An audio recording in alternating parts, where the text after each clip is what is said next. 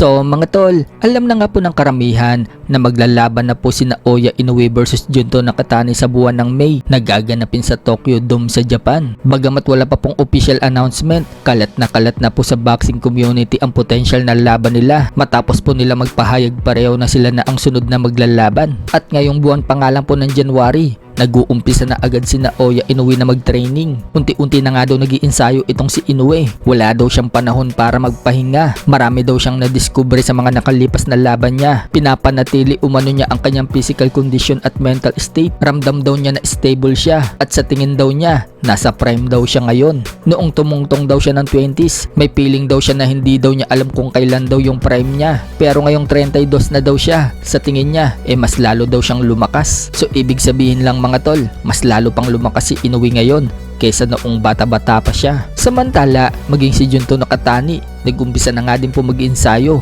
Maaga din po niyang pinaghahandaan si Inoue.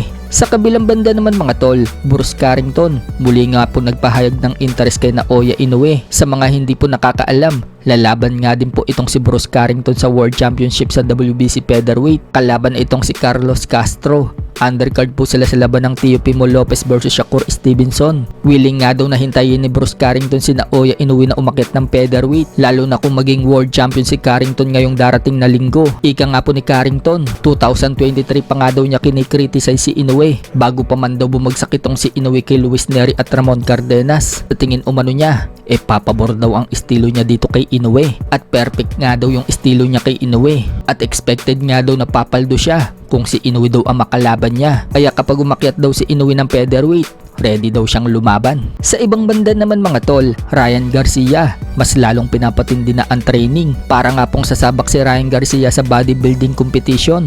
Bato-bato po kasi ang katawan ngayon ni Ryan.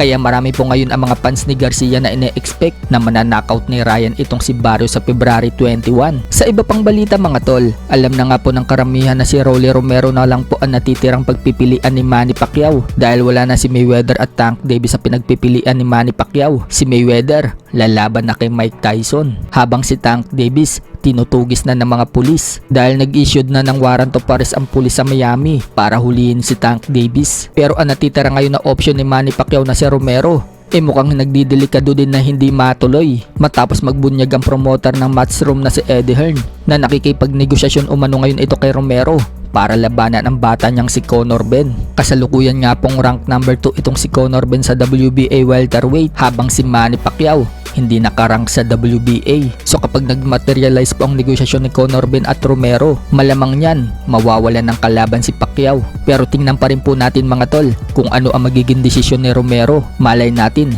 si Manny Pacquiao pa rin ang piliin niyang kalaban.